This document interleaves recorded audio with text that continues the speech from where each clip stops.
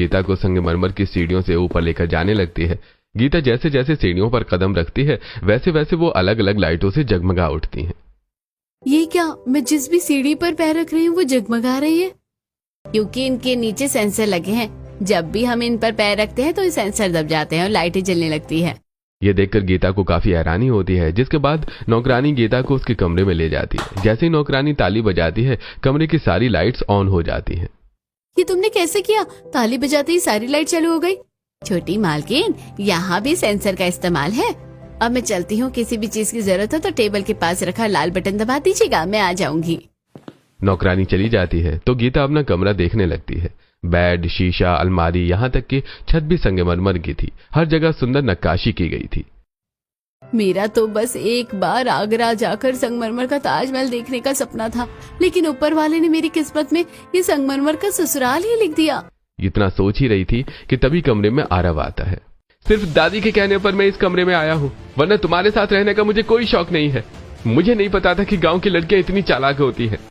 आप गलत समझ रहे हैं, मैं मजबूर थी। मैं कभी नहीं चाहती थी कि मैं कनिका का हक छीनूं। चुप रहो, मजबूर कोई नहीं होता। मैं तुमसे जल्द ही डिवोर्स लेकर रहूंगा। हम एक कमरे में जरूर रह रहे हैं, लेकिन हमारे बीच कोई पति पत्नी का रिश्ता नहीं होगा। तुम सोफे पर सोओगी और मैं बेड पर। गीता को यह सुनकर बुरा लगता है, लेकिन वो चुप हो जाती है और वहां चुपचाप सोफे पर सो जाती है। अगली सुबह गीता नहा धोकर तैयार होती है और जब वो रसोई में आती है तो वहां का नजारा देखकर उसके होश उड़ जाते हैं। इनकी तो रसोई भी संगमरमर की है। यहाँ कितनी सारी मशीनें हैं। इनमें से तो कुछ मैंने कनिका के घर भी देखी थी। तभी रसोई में गीता की दादी, सास और जेठानी आती हैं। तुम यहाँ क्या कर रही हो? इसका क्या मतलब? वो इस घर की बहू है और आज उसकी पहली रसोई की रस्म है। कम से कम ये साक्षी बहू जैसी तो नहीं, जिसे रसोई में कदम रखने में महीना भर लग गया था। दादी जी, कम से कम मुझे इन चीजों का इस्तेमाल तो आता था। क्या तुम्हें यहाँ की एक भी मशीन चलानी आती है? तुम तो सिर्फ मिट्टी के चूल्हे पर खाना बना सकती हो। गटर का कीड़ा महलों में आ जाए तब भी रहता तो वो कीड़ा ही है। मैं जानती हूँ भाभी कि आप मुझे पसंद नहीं करती। ये सच है कि मुझे सिर्फ मिट्टी के चूल्हे पर खाना बनाना आता है, लेकिन हर कोई माँ के पेट से सीख कर नहीं आता। आपने भी सब धीरे धीरे ही सीखा होगा। सही कहा बहू ने। अब तुम यहाँ खड़ी नहीं रहोगी, अपना काम शुरू करो।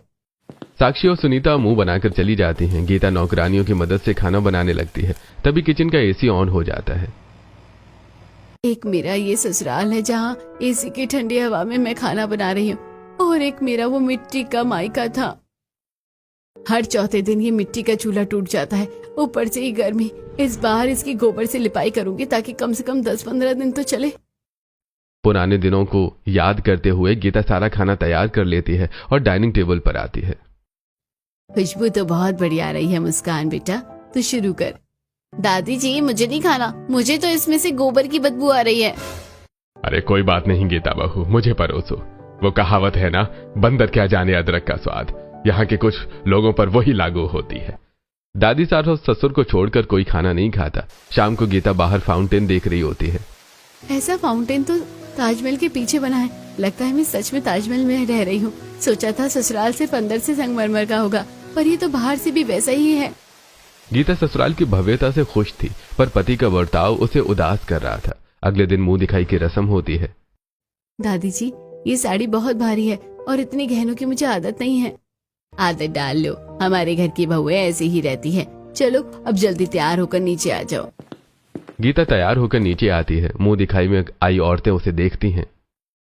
सुनीता, तुम्हारी छोटी बहू तो बहुत सुंदर है। लगता है किसी बड़े खानदान की बेटी है। बड़े खानदान की नहीं है, ये तो गांव से आई हुई है।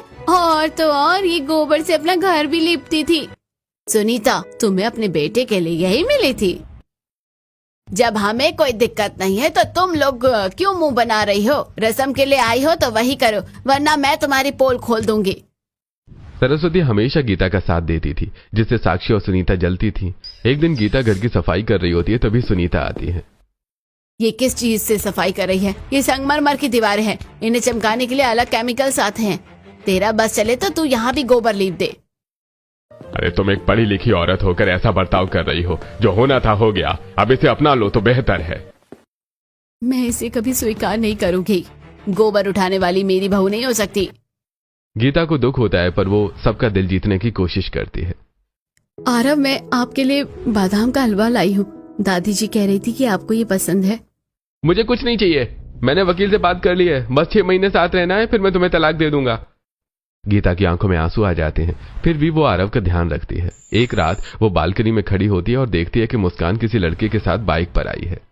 थैंक यू सो मच, अब मैं चलती हूँ, वरना किसी ने देख लिया तो प्रॉब्लम हो जाएगी। लगता है ये मुस्कान का बॉयफ्रेंड है, पर इस तरह आधी रात में घूमना ठीक नहीं है। गीता किसी को कुछ नहीं बताती। अगले दिन साक्षी और उसके पति विनोद की जोरदार लड़ाई हो रही होती है।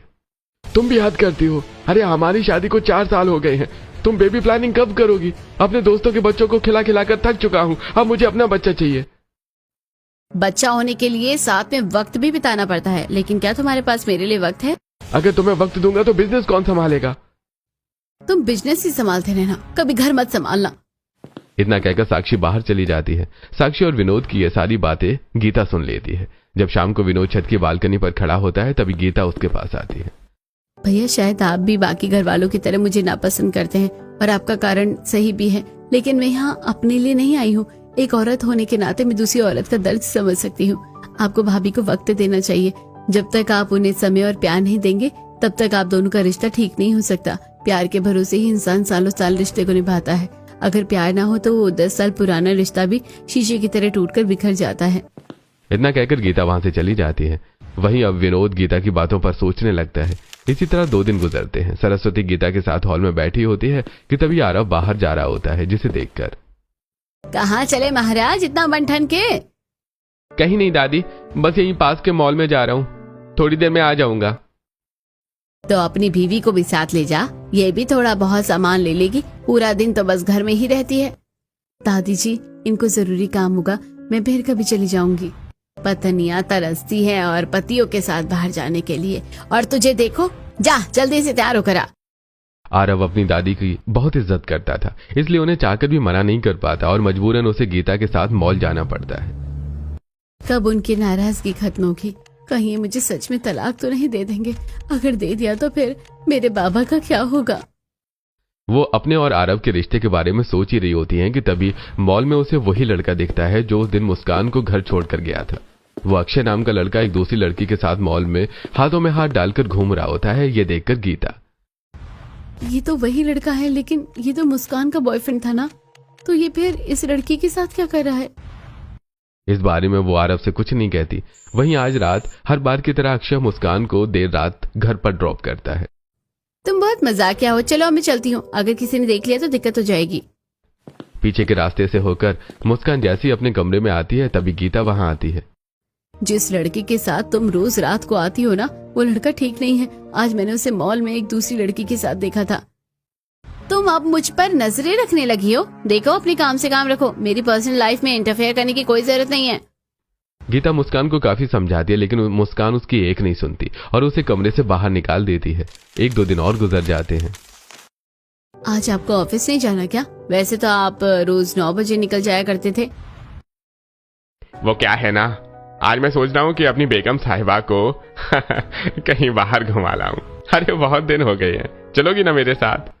साक्षी को खुशी का ठिकाना नहीं रहता, जिसके बाद विनोद उसे बाहर घुमाने ले जाता है और दोनों पति पत्नी एक साथ काफी अच्छा वक्त बिताते हैं। ऐसे ही 2-4 दिन और गुजर जाते हैं। आज गांव से गीता के पिता महेश आते हैं और हर बाप की तरह अपनी बेटी और समधिनों के लिए अपनी हैसियत के अनुसार तोहफे भी लाते हैं। भाई साहब, इन चीजों की क्या जरूरत थी? ये आप कैसी बात कर रही हैं? बेटी के घर जाऊंगा तो खाली हाथ थोड़े न जाऊंगा। इन चीजों के साथ में थोड़े गोबर से बने हुए उपले लेकर आया हूँ। पूजा वगैरह में इनका काफी इस्तेमाल होता है। शहर में तो ये आसानी से मिलते नहीं होंगे, इसलिए गांव से ही ले आया। बस ये गोबर ही घर में आना रह गया था। इस गोबर उठाने वाली से हम पहले ही कम परेशान थे क्या? साक्षी, ये क्या तरीका है बड़ों से बात करने का? माफी मांगो। दिन पर दिन तुम सब बहुत बदतमीज होती जा रही हो।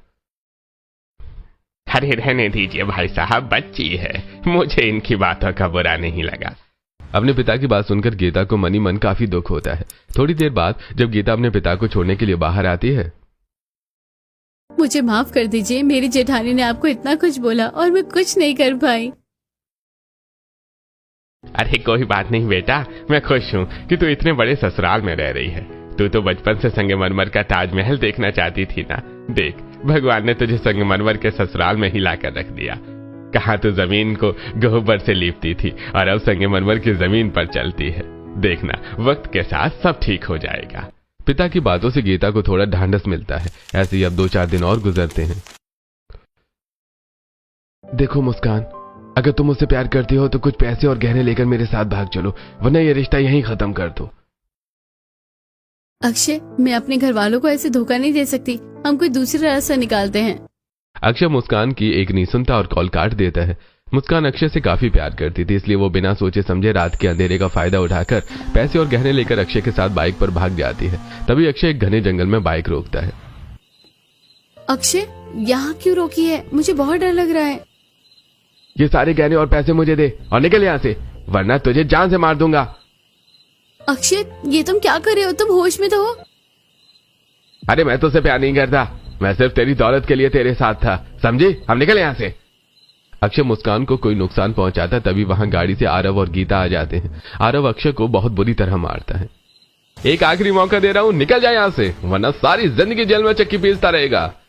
घायल हालत में अक्षय डर के मारे वहां से भाग जाता है। वहीं गीता मुस्कान को संभालती है। तुम ठीक तो हो ना? तुम्हें कहीं लगी तो नहीं ना? कहा था ना मैंने कि वो लड़का सही नहीं है। आप लोग यहाँ क्या कर रहे हैं? गीता ने तुम्हारी सारी बातें सुन ली थी। जब उसने मुझे ये बताया तो मुझे यकीन नहीं हुआ, पर फिर भी मैंने उसकी बात सुनी और हम यहाँ तक आ गए। मुस्कान, इस तरह किसी से अनजान लड़के पर भरोसा करने की जरूरत नहीं है। अगर तुम्हें कुछ हो जाता तो हमारा क्या होता? सॉरी भाभी, काश मैंने आपकी बात पहले ही मान ली होती। अगर आप ना होती तो पता नहीं आज मेरे साथ क्या होता। मुझे माफ कर दीजिए, ये वक्त इन बातों का नहीं है। चलिए अब हम सब घर चलते हैं। कुछ देर में वो सब घर आ जाते हैं। पीछे के रास्ते से होकर गीता मुस्कान को उसके कमरे में छोड़ देती है। हर रात की तरह आज रात गीता जब सोफे पर सोने जा रही होती है तो उसे देखकर आरव, एक काम करो, तुम आज यहीं बेड पर सो जाओ, मैं बीच में तकिया लगा दूंगा। सोफे पर सो सोकर तुम्हारे बैक में पेन होने लगा होगा। आरव का ये बदलता बर्ताव गीता को काफी अच्छा लगता है। वहीं दूसरी तरफ गीता की बात मानकर विनोद ज्यादा से ज्यादा वक्त साक्षी के साथ बिताने लगता है। आज विनोद गीता के साथ साक्षी के जन्मदिन के लिए गिफ्ट लेने जाता है। ये ब्रेसलेट अच्छा लग रहा है ना? साक्षी इसे देखकर काफी खुश होगी। ये तो बहुत सुंदर है। एक काम करिए, आप ये रिंग भी ले लीजिए। भाभी के हाथों में मैंने ऐसी रिंग नहीं देखी है, उन्हें ये भी पसंद आएगी। ज्वेलरी शॉप में विनोद गीता के साथ साक्षी के लिए शॉपिंग कर रहा होता है। उसी शॉप में साक्षी किसी काम से आती है और जब वो विनोद और गीता को एक साथ देखती है तो गुस्से से, तो मेरे पेट पीछे ये चक्कर चल रहा है। ये तो गिरी हुई थी, लेकिन तुम ऐसी हरकतें करोगे मुझे नहीं पता था। आप गलत सोच रही हैं, ऐसा कुछ नहीं है। चुप कर, तेरा पति तुझे प्यार नहीं करता तो तू मेरे पति का प्यार छीनने लगी। मैं तुझे नहीं छोड़ूंगी। अरे बस करो साक्षी, जो भी मन में आ रहा है बोले जा रही हो। गीता के समझाने पर ही मैं अपने काम से वक्त निकाल कर तुम्हें समय दे रहा हूँ ताकि हमारा रिश्ता अच्छा हो। और ये गिफ्ट, ये सब मैं तुम्हारे बर्थडे के लिए ले रहा था। गीता ने मुझे ये सब लेने को कहा ताकि तुम खुश रहो, लेकिन तुम तो इसके लायक ही नहीं हो। शर्म आती है मुझे अपनी पत्नी कहते हुए। विनोद गुस्से में वहां से चला जाता है। शॉप कर रहे सभी लोग उन्हें देख रहे होते हैं। सच्चाई सुनकर साक्षी को गिल्ट महसूस होता है। शाम को जब गीता अपने कमरे में कपड़े रख रही होती है तभी साक्षी वहां आती है। शॉप में जो हुआ उसके लिए सॉरी, वो मेरी गलतफहमी थी। तुम्हारी वजह से मेरे और मेरे हस्बैंड के बीच का रिश्ता पहले से काफी बेहतर हुआ है, तो उसके लिए थैंक यू। लेकिन इसका मतलब ये नहीं कि मैं तुम्हें पसंद करने लगी हूँ। भाभी, धीरे धीरे आप वो भी करने लगेंगी। गीता की बात सुनकर साक्षी के यहाँ से निकल जाती है। अब धीरे धीरे गीता अपने ससुराल वालों के साथ रिश्ते ठीक होने लगते हैं। कुछ समय गुजरता है और आज सुनीता की कुछ सहेलियां उससे मिलने आती हैं। अरे साक्षी बेटा, कहीं बाहर जा रही हो? ये देखो मेरी सहेलियां आई हुई हैं। ये तुमसे काफी टाइम से मिलना चाहती थी। आओ बैठो। मम्मी, मेरे पास ना इन चीजों के लिए टाइम नहीं है। मुझे आज अपनी फ्रेंड के साथ बाहर जाना है, तो मैं इनसे बाद में मिलूंगी। बाय। साक्षी का ऐसा बर्ताव अपनी सहेलियों के सामने देखकर सुनीता को बिल्कुल अच्छा नहीं लगता। तभी वहां गीता सभी के लिए नाश्ता लेकर आती है और सबके पैर छूकर आशीर्वाद लेती है। ये देखकर विमला, सुनीता, जैसी तूने अपनी छोटी बहू के बारे में बताया था, ये तो बिल्कुल वैसी नहीं है। मैं तो मानती हूँ कि तुझे अपने छोटे बेटे के लिए पढ़ी लिखी मॉडर्न लड़की लानी चाहिए थी, लेकिन अपनी बड़ी बहू को तो तू देख ही रही है। तेरी ये बहू भले ही गांव से है, गोबर उठाती है, लेकिन इसमें कितने आदर संस्कार है। हमारी खुद की बहुओं ने आज तक हमारे पैर नहीं छुए, और अपनी बहू को देख। मेरी ऐसी बहू हो तो मैं उसे पलकों पर बिठा कर रखूं, और एक तू है। विमला की बातों का सुनीता के पास कोई जवाब नहीं होता। शाम को जब सुनीता हॉल में आती है तो देखती है कि उसकी छोटी बहू पूजा कर रही है। धीरे धीरे मेरे सबसे रिश्ते अच्छे हो रहे हैं, सिवाय मेरी सास के। माँ तो एक ममता का रूप होती है। मेरी माँ तो मुझे बचपन में ही छोड़कर चली गई थी। सोचा था यहाँ सासू माँ से प्यार मिलेगा, लेकिन ऐसा नहीं हुआ। भगवान जी, मेरी सास के दिल में ज्यादा नहीं पर थोड़ी सी ममता जगा दो मेरे लिए। ये बातें सुनकर सुनीता के चेहरे पर मुस्कान आती है और वो वहां से चली जाती है। 1-2 दिन गुजरते हैं और आज जब गीता कमरे में आती है तो देखती है कि आरव ने उसकी प्रेस की हुई शर्ट पहनी है। लगता है अब ये मुझसे पहले जितनी नफरत नहीं करते हैं। भगवान करे धीरे धीरे उनके दिल में मेरे लिए नफरत खत्म हो जाए। समय बीतने के साथ साथ आरव गीता से अच्छा बर्ताव करने लगता है। ऐसे कुछ महीने गुजर जाते हैं। आज सरस्वती ने मंदिर में हर साल की तरह एक बड़ी पूजा रखवाई है, जिसमें घर की बहू मंदिर की सीढ़ियों और जमीन को गोबर से लीपती है। सुनीता और साक्षी हर साल ये काम किसी बाहरी औरत से करवाती थी, लेकिन इस साल जब वो औरत नहीं आई तो माँ, अब क्या करेंगे? हम सुनीता और साक्षी तो ये रस्म करेंगी नहीं और बिना इसके हमारी पूजा अधूरी है। मैं भी इस घर की बहू हूँ, क्यों ना ये रस्म मैं करूँ? ये रस्म घर की बड़ी बहू ही कर सकती है, या तो तेरी सास या जेठानी, क्योंकि वो दोनों ही तुझसे बहुत बड़ी हैं। तू तो सबसे छोटी है। क्या हुआ दादी? बहू तो बहू होती है ना, चाहे वो छोटी हो या बड़ी। ये बिल्कुल ठीक कह रही हैं। इन्हें करने दीजिए, इसके बिना ये रस्म पूरी नहीं होगी। गीता गोबर से भरी टोकरी उठाती है और अच्छे से मंदिर की जमीन और सीढ़ियों की लिपाई कर देती है। उसके बाद वो धूप में मंदिर की 7 परिक्रमा करके पूजा में बैठती है। अरे सच कहूँ सरस्वती जी, आज सही मायने में आपकी पूजा संपन्न हुई है। पंडित जी की बात सुनकर सभी खुश होते हैं। इसके बाद गीता गरीब लोगों में मिठाई बांटती है। तभी वहां सुनीता आती है। सच है कि तुम मुझे शुरुआत में बिल्कुल पसंद नहीं थी, लेकिन धीरे धीरे तुमने मेरा दिल जीत लिया। आज इस रस्म के बाद मेरे दिल में तुम्हारे लिए कोई गुस्सा या नफरत नहीं है। मैं अब दिल से तुम्हें अपनी बहू के रूप में स्वीकार करती हूँ। आप सच कह रही है? इसका मतलब अब आप साक्षी भाभी की तरह मुझे भी प्यार करेंगी? मैं तो तुम्हें उससे भी ज्यादा प्यार करूंगी। खुशी के मारे गीता अपनी सास के गले लग जाती है, जिसे देखकर सरस्वती काफी खुश होती है।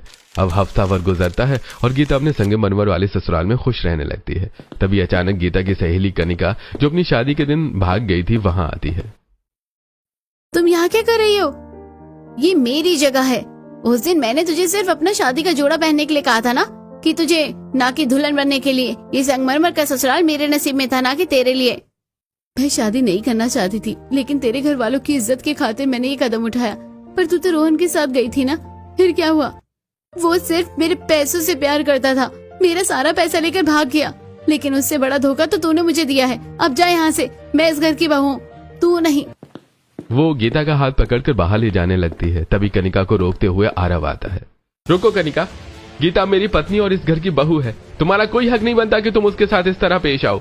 आरव, तुम्हारा दिमाग तो नहीं खराब हो गया है? तुम तो कहते थे ना कि तुम मुझसे प्यार करते हो, फिर अब क्या हुआ? तुमने अपने और मेरे परिवार की इज्जत का न सोचते हुए शादी के दिन भागने का फैसला किया था। उसी दिन मेरा प्यार तुम्हारे लिए खत्म हो गया था। आपकी हिम्मत कैसे हुई मेरी भाभी के साथ ऐसा बर्ताव करने की? इस लड़की की हिम्मत तो देखो, हमारे घर आकर हमारी बहू को निकाल रही है। अगर गीता इस घर की बहू न होती तब भी तुम इस घर की बहू कभी नहीं बनती। तुम जैसी लड़कियों से हमारा कोई वास्ता नहीं है, निकल जाओ यहाँ से। जिससे अपने घर वालों की इज्जत की परवाह ना हो, वो ससुराल की क्या इज्जत करेगी? अब खुद जा रही हो या धक्के मार कर निकाले हम तुम्हें? देखो कनिका बेटा, इस घर की बहू सिर्फ गीता ही है, तो तुम यहाँ से चली जाओ। कनिका वहां से बेइज्जत होकर चली जाती है। पति और ससुराल वालों का ऐसा सपोर्ट देखकर गीता बहुत खुश होती है। रात को गीता आरव के साथ गार्डन की बेंच पर बैठी होती है और दोनों एक दूसरे का हाथ पकड़े बातें कर रहे होते हैं। मेरा बचपन का सपना था कि एक बार आगरा का ताजमहल देखूं, वो भी रात में। सुना है कि जब चांद की रोशनी उस पर पड़ती है तो वो जगमगा उठता है, पर अब मुझे नहीं लगता कि वो ताजमहल भी मेरे इस ससुराल से सुंदर होगा। मुझे लगता है कि तुम्हारे सामने तो वो ताजमहल और वो संगमरमर का घर भी फीका है। कहते हैं ना, भगवान जो करता है अच्छे के लिए करता है। मैं आज बहुत खुश हूँ कि उन्होंने तुम्हें मेरी जिंदगी में भेजा। गीता और आरव के रिश्ते अब पूरी तरह से ठीक हो चुके थे। साथ ही पूरा परिवार भी गीता को एक्सेप्ट कर लेता है और गीता खुशी खुशी अपने संगमरमर वाले ससुराल में रहने लगती है।